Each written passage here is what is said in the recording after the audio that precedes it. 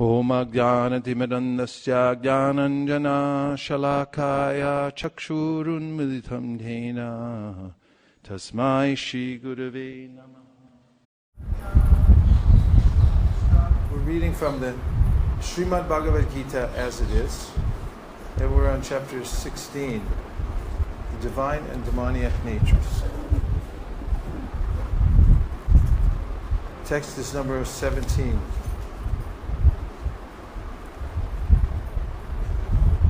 Atma Sambhavita Stabda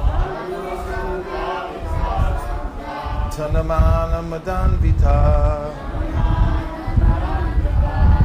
Jante Nama Yagnaiste Dampena Viti Purvakam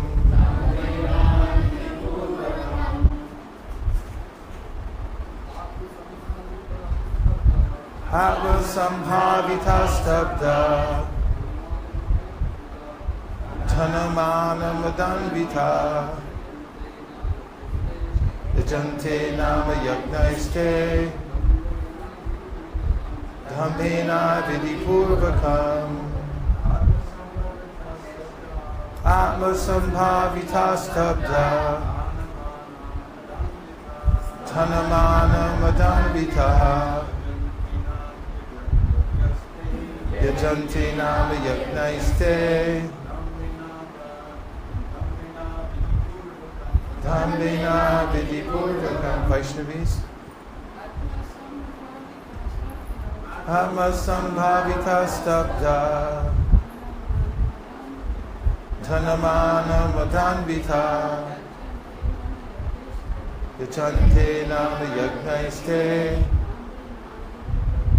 Dhampena Vidipurvakam Atma Sambhavita Stabda Dhanamana Madanvita Yajante Nama Yagnaiste Dhampena Vidipurvakam Atma Sambhavita Self-complacent Stabda impudent Dhanamana of wealth and false prestige Mada in the delusion Anvitaha absorbed Yajante they perform sacrifice Nama in name only Yagnai with sacrifices Te they Dampena out of pride Vividipurvakam without following any rules and regulations. Translation. Self-complacent and always impudent, deluded by wealth and false prestige, they sometimes proudly perform sacrifices in name only, without following any rules or regulations. Purport by His Divine Grace A.C. Bhaktivedanta Swami Prabhupada. Thinking themselves all in all, not caring for any authority or scripture, the demoniacs sometimes perform so-called religious or sacrificial rites. And since they do not believe in authority, they are very impudent. This is due to illusion caused by accumulating some wealth and false prestige. Sometimes such demons take up the role of preacher, mislead the people, and become known as religious reformers or as incarnations of God. They make a show of performing sacrifices, or they worship the demigods, or manufacture their own god. Common men advertise them as God and worship them, and by the foolish they are considered advanced in the principles of religion, or in the principles of spiritual knowledge. They take the dress of the renounced order of life and engage in all nonsense in that dress. Actually, there are so many restrictions for one who has renounced this world. The demons, however, do not care for such restrictions. They think that whatever path one can create is one's own path. There's no such thing as a standard path one has to follow. The word avidhi purvakam, meaning a disregard for the rules and regulations, is especially stressed here. These things are always due to ignorance and illusion.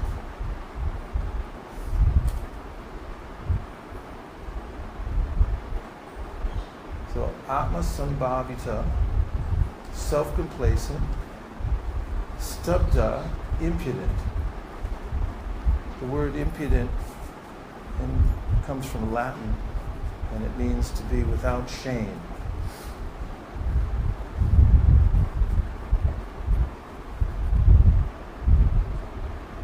So,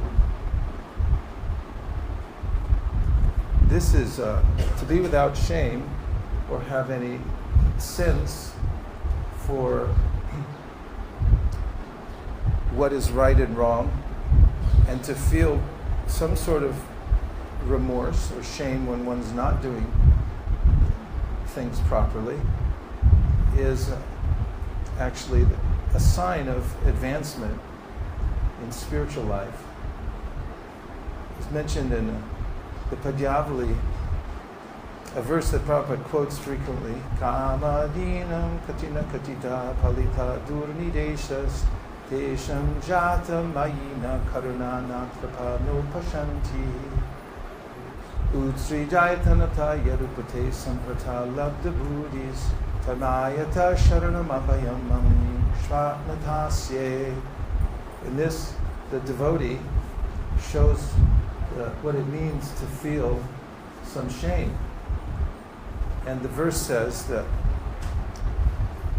and it's the voice of a devotee, for how long and how many ways have I obeyed the bad masters of lust, anger, greed? They've never given me any mercy. They've never given me any break.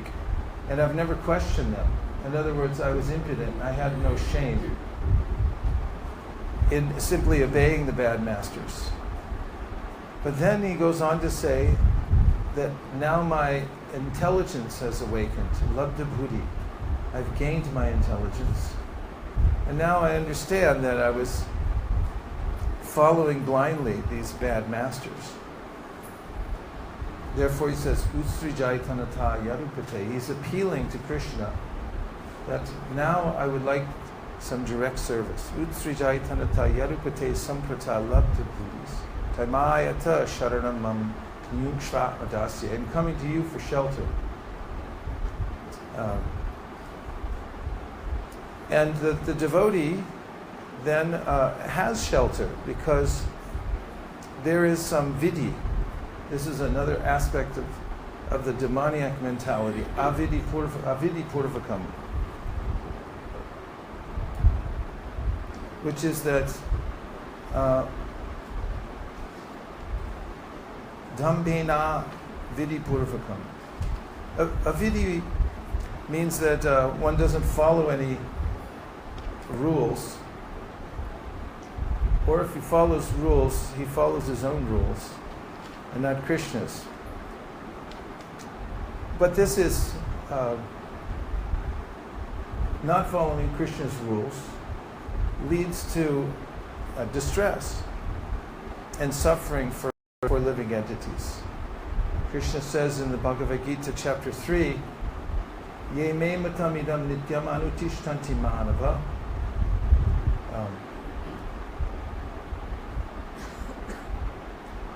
What is it? Shadavanto nasuyanto muchante te pikarma bihi. So he says that if you follow my instructions carefully, he gives clear instructions of what to do and what not to do. Then he says, Shadavanto nasuyanto muchante te pikarma bihi. Then you'll be freed from the reactions to your activities. Muchante te pikarma bihi. There's a resultant reaction for those who make up their own rules. satyam anutishchanti manava shradhavanto nusuyanto. If one with faith, one develops faith that by following Krishna's instructions, that everything will be done.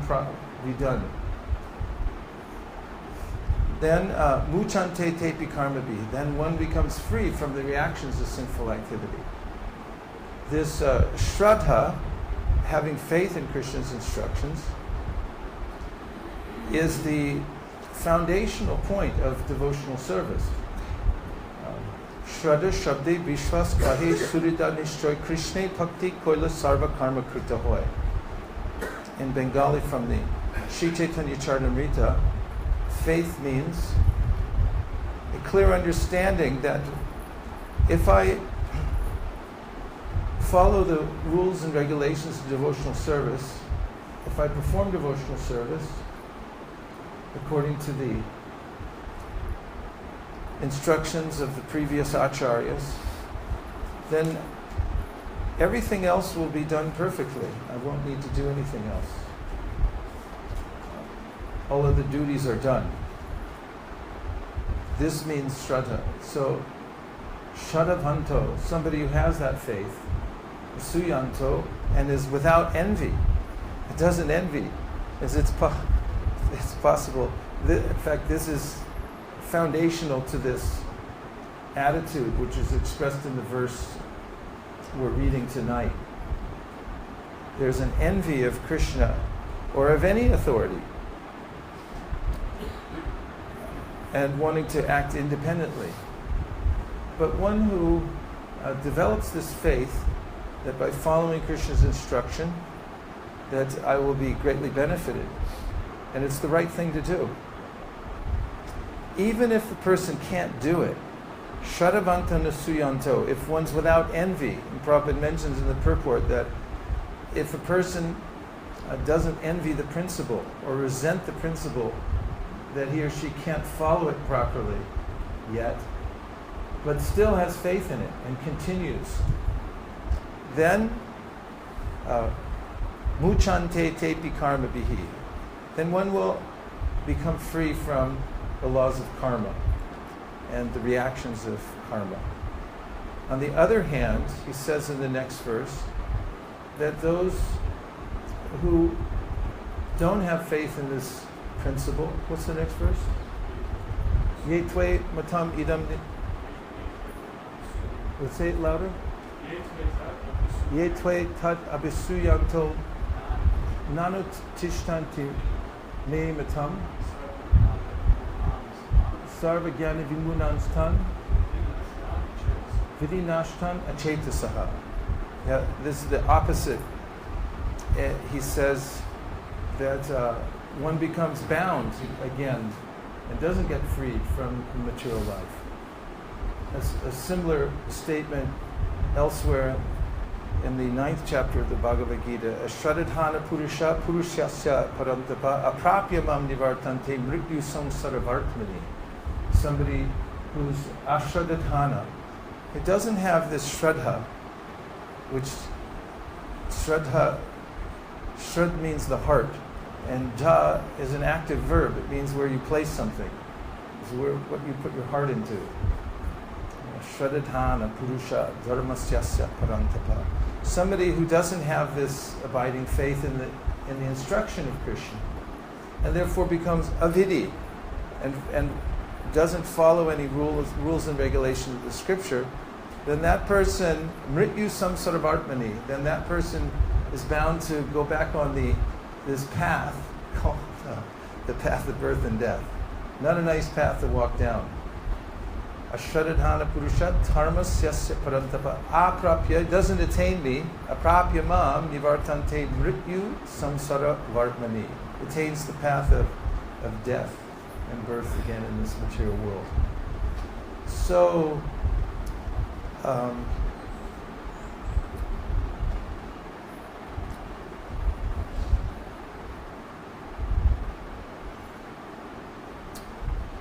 this is a very stark contrast between those who are divine and those who are demoniac.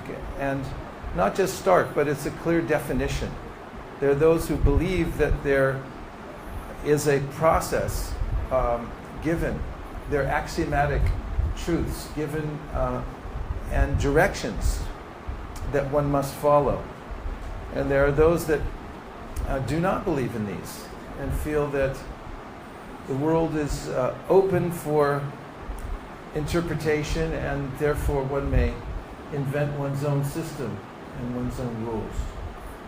Prabhupada talks in very practical terms in various places about some of the repercussions for not following a system which is backed by the axiomatic truths of the Shastra. For instance, in this verse, one of the aspects mentioned is dana mana madanvitaha, which is dhana mana, of wealth and false prestige, mada, in the delusion, anvitaha, absorbed in wealth and false prestige. So there's a system, Prabhupada commenting on this says that there's a way in which people of demoniac mentality feel that if you have wealth, then you're okay. If you have a lot of money, everything's all right. This is how things are, how one is judged oftentimes, or most times, especially nowadays in the Kali Yuga. The communist system is a sort of a revolution of the Shudras. The idea is everyone should be a common worker and everything should belong to the state. But currently, especially in Western countries or America, sort of the leader of the pack when it comes to inventing new demoniac principles. The idea, there's a revolution of the Vaishyas, where those who are the best Vaishyas, they know how to make money. They get elevated to the highest position. And even if they have no moral principles, they don't follow any Shastric principles, they're not even truthful. If they make a lot of money, everyone says, hey, they're okay. And this is one of the implications given in this verse, that the idea of having a lot of money or giving money in charity wantonly is a sign of advancement. But Krishna is opposed to this idea. This is not a standard for elevation of consciousness. So, especially at the last section of the purport, again, Prabhupada says the word avidi purvakam, meaning a disregard for the rules and regulations, is especially stressed here. These things are always due to ignorance and illusion. So that's important to know, that if one is reluctant to follow the rules of given in the Shastra, this is due to ignorance and illusion. Because if one is not in ignorance and illusion, one understands that the rules and regulations are beneficial for me. As Krishna says, Ragadvesha vimuktaistu vishayan indriyaischaram apavasher videya prasadam adhigachati. In this verse, the famous translation which mentions the regulative principles of freedom. Sort of a unique idea, counterintuitive to the sense of independence that people might cultivate, thinking that let me do whatever I want. there's a sense of, I want to be free to do anything that I want.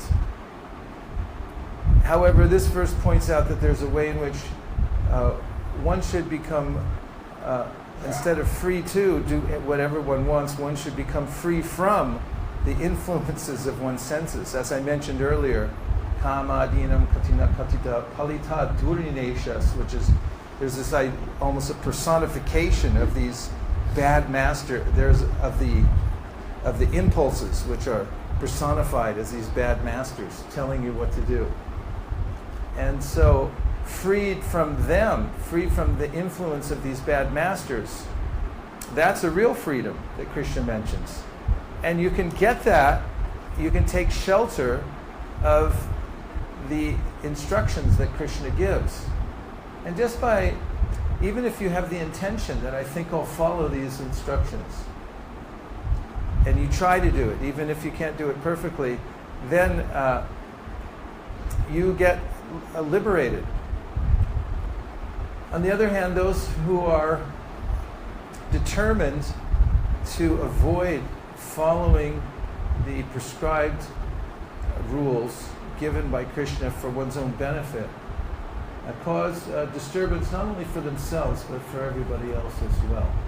Shruti smriti paranadi panchachiki vidimbina aikantiki harer bhaktiru patayaiva kalpate. Rupa Goswami gives in the Bhakti Rasamrita Sindhu this important verse that says, even devotional service, one may be doing devotional service, but if it doesn't follow the rules given by the Shruti, the Smriti, the Panchachiki Vidhi, then it causes a disturbance in society. In fact, even in this 17th chapter of the Gita, when speaking about the austerities of speech, Krishna mentions that one's speech should be truthful, beneficial, should not offend others.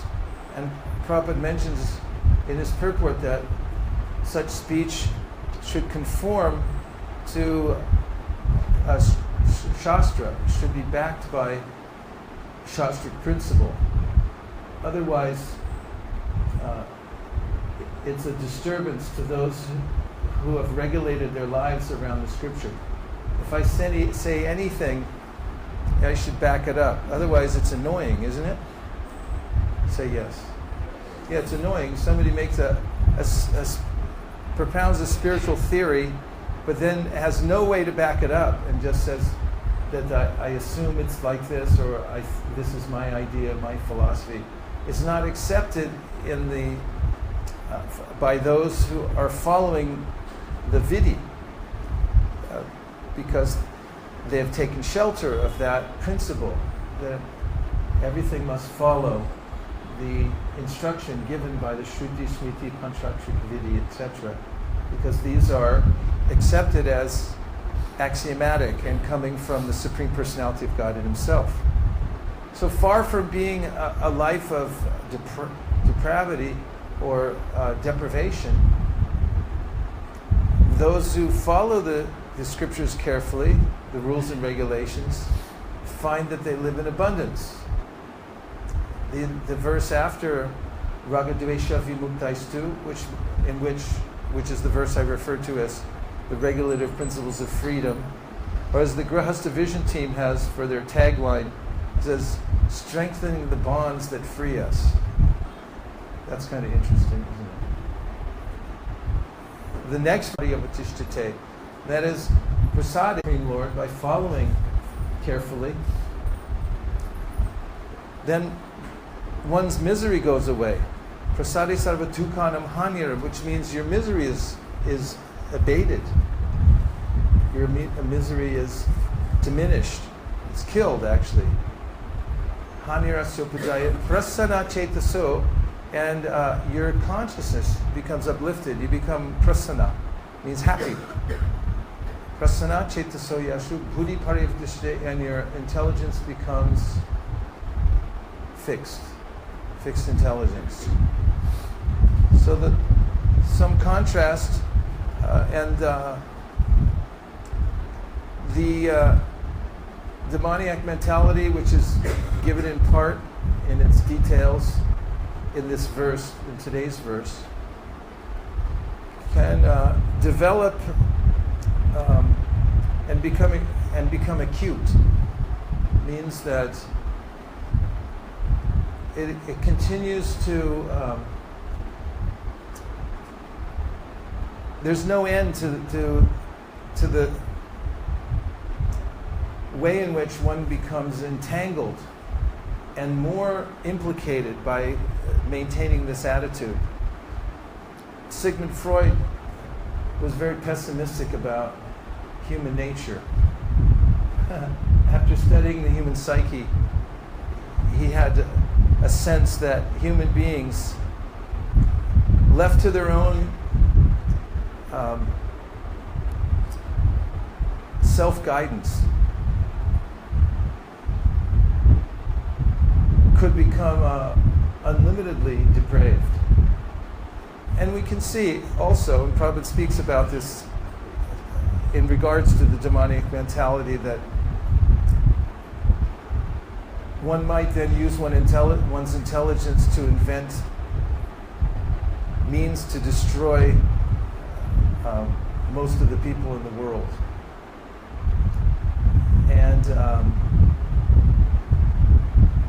this is the ultimate result of not following Krishna's instructions, that one becomes implicated more and more.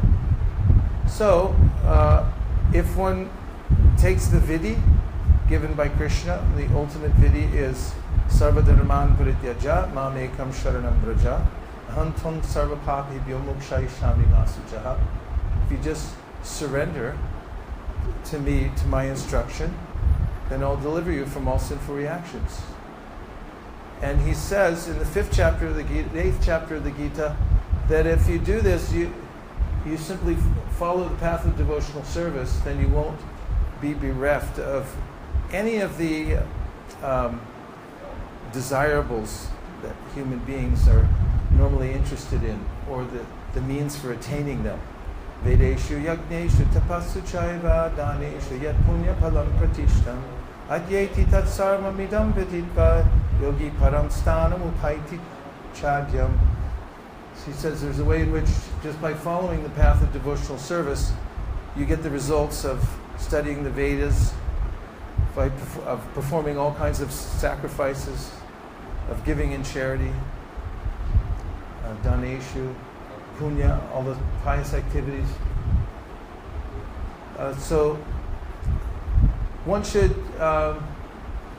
has full guidance from the Gita to give up the demonic mentality, take to a simple approach, which is following Krishna's instructions from the Gita with precision and in the mood and method of the previous acharyas. If one follows this system, then very easily one can advance to a happy life. Whereas if one gives up any kind of faith in the Supreme, or in the context of performing devotional service, one invents one's own ways and means of performing devotional practice, one may be waylaid and may also cause a disturbance to the rest of the devotional society. And now we'll take a few reflections. Reflection means something that you heard from the purport or from the monologue that's stuck in your mind.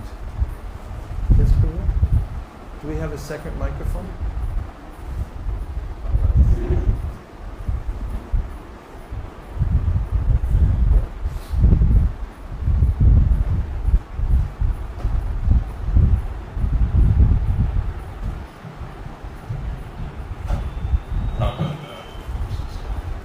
Prabhupada was saying that when he was living in John Lennon's estate, he was seen as such a degraded person. When people pay attention to what he says, because he's got money. Yeah, Prabhupada noticed when he walked in, the devotees were, John Lennon had invited them to stay on his estate. There was a separate house there, I guess for workers or something like that. Where Prabhupada once came into his main house, and there was a huge portrait of John Lennon there naked. And Prabhupada took this as an emblem of this wanton disregard for Shastra, for following any kind of tenets of human civilization. And he gives this as an example of the way in which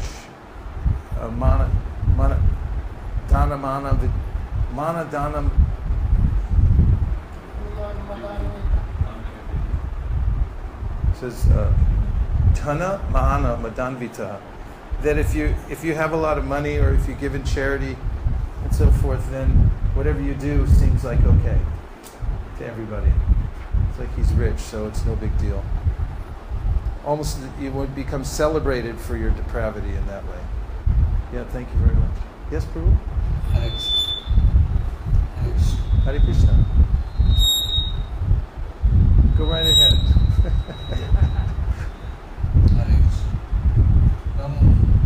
As you are speaking about this,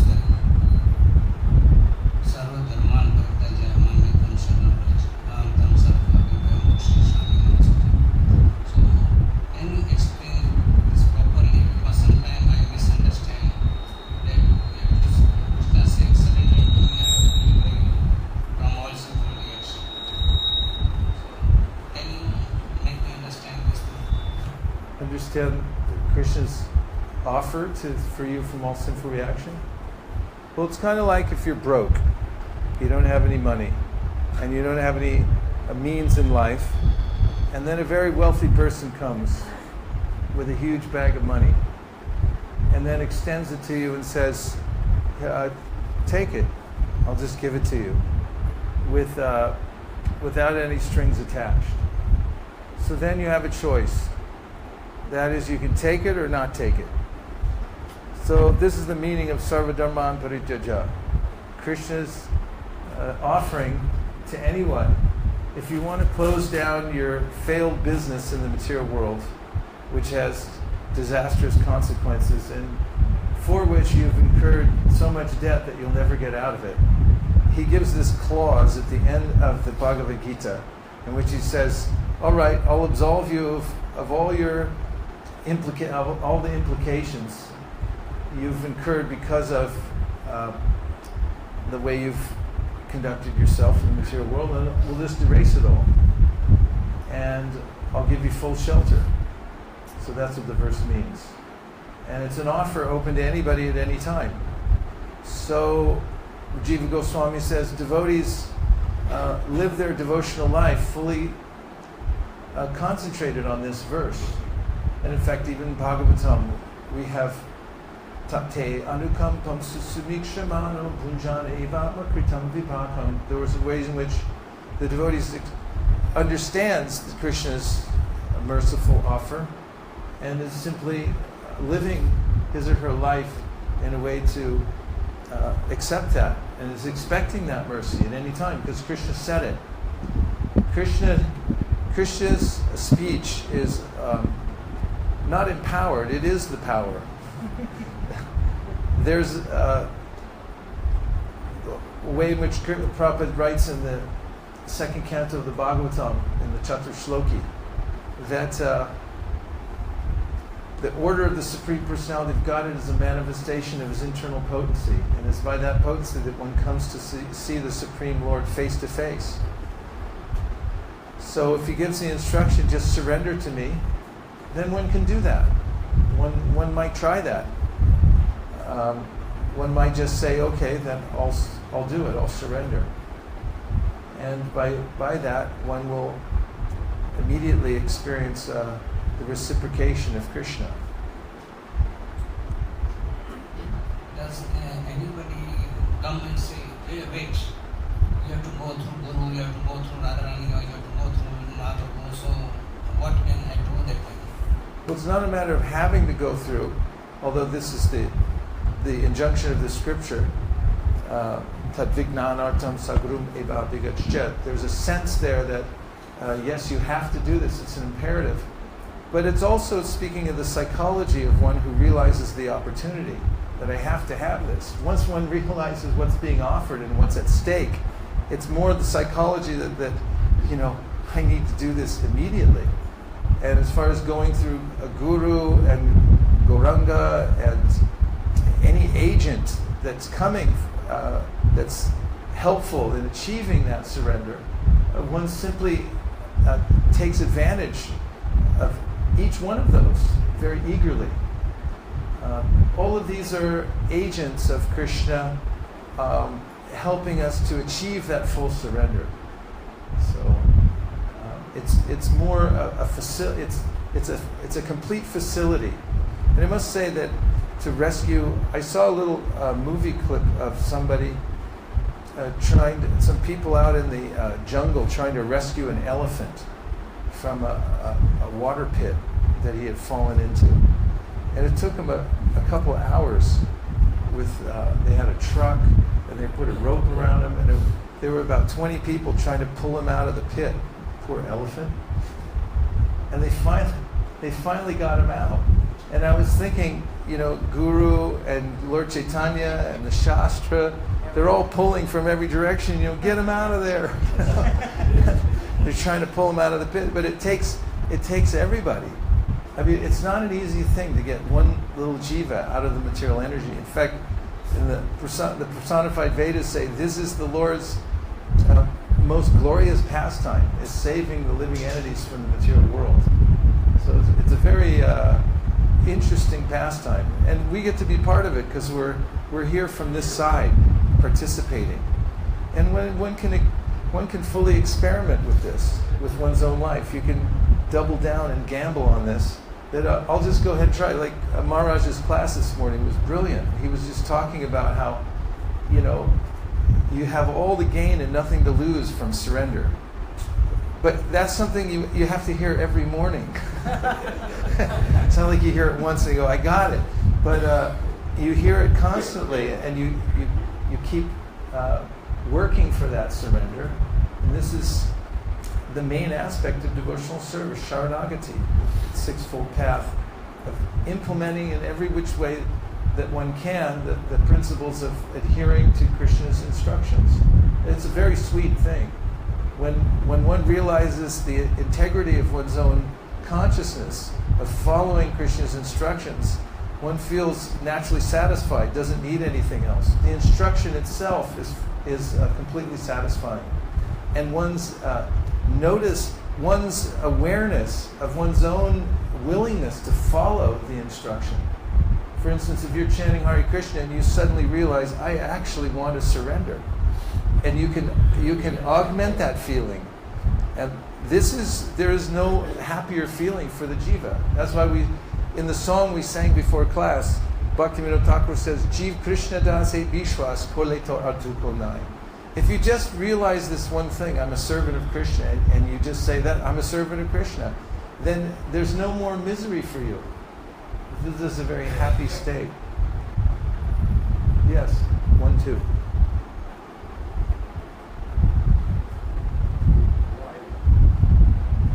Why is it that Krishna, in this particular point in the Gita, is bringing these particular points up?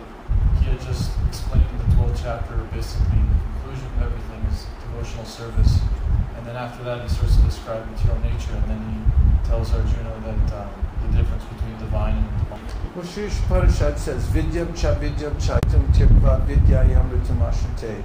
Only one who can learn the process of nations and that of transcendental knowledge side by side can transcend the influence of repeated birth and death and enjoy the full blessings of immortality.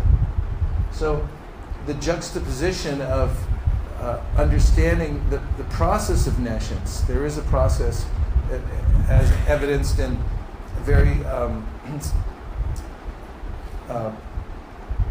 systematized verses like Jayato Vishayam Pumsam Sangasteshu Bhajayate. There's a way in which material nature has its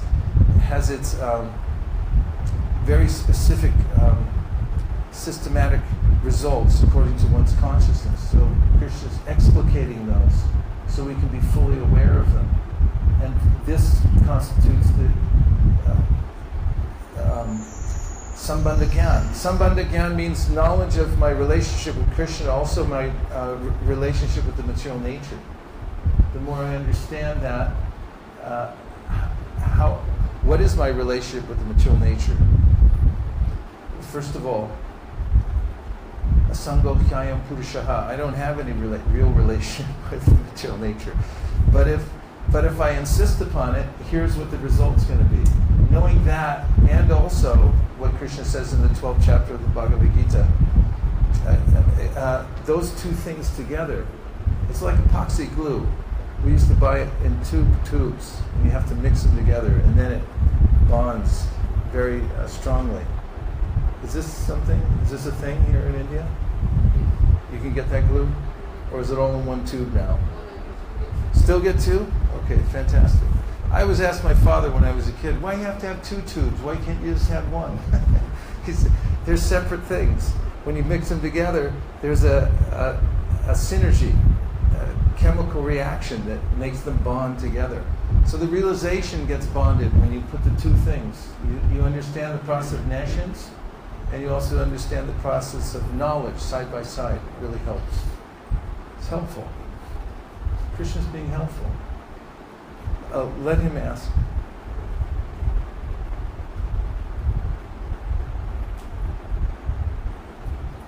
Krishna Prabhu, when we discuss about Avinti Purva, disregard the rules and regulations, we are discussing so many things.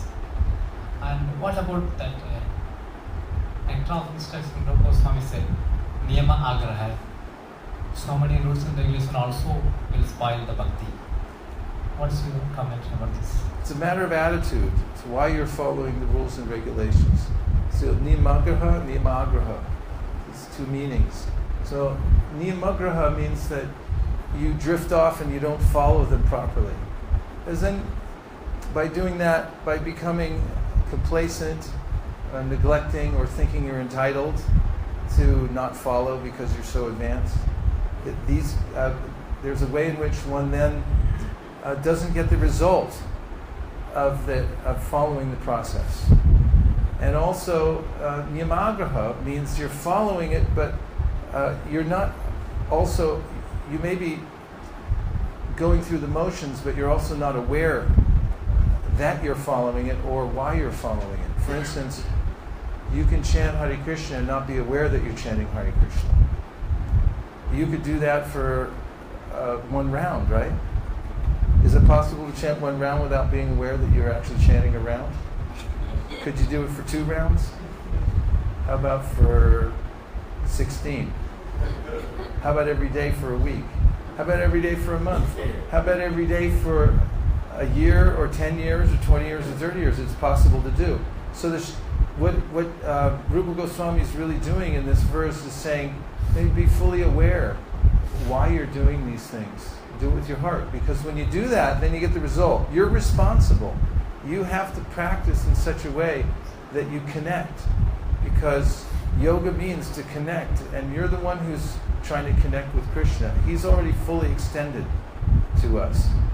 It's not his problem that we're not feeling communion. It's my problem. So I have to extend myself in a proper way, and the proper way is also the attitude of the devotee is also given throughout the Shastra. That one should do it in a humble state of mind, and one should do it with a feeling bereft. As Queen Kunti says, one should feel that I'm a kinchana, I'm helpless when I'm calling out. In those ways, if one follows the process, then one will feel the result very powerfully. And nothing succeeds like success. If you can get even a molecule of realization from chanting japa, as an example, then you'll be sustained in your devotional practice. And not only that, that molecule will overflow, and you'll be able to distribute the residual effect of that to the whole world. What to speak if you get even more than that? This is called a lesha. What is that? What is the verse? 10th canto. Prasada leshanu grihita evahi. How does it start? Anyway, prasada leshanu grihita evahi janati tattvam bhagavan mahimna. First line.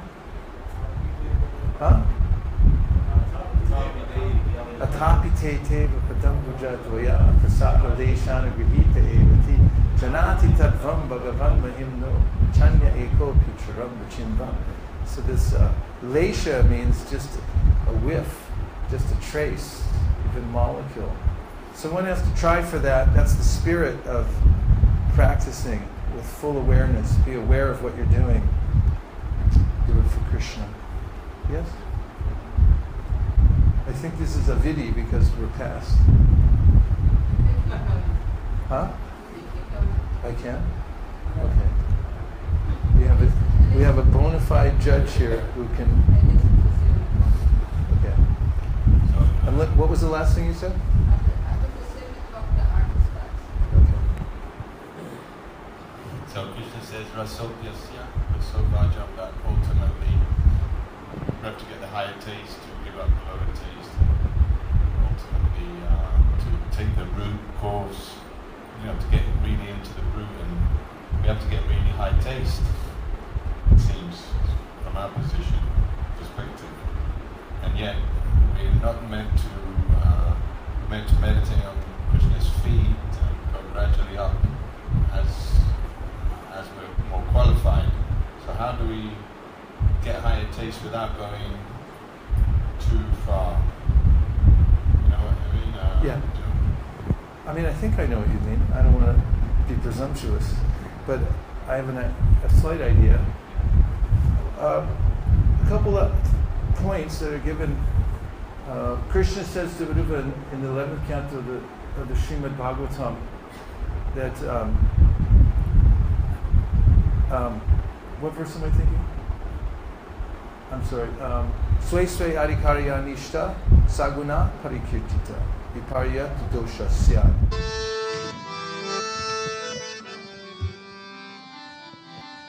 Nachari Armarman, Nachari Armarman, Nachari Armarman, Nachari Armarman, hey, Nachari Armarman, Nachari Armarman, Nachari Armarman, Nachari Armarman.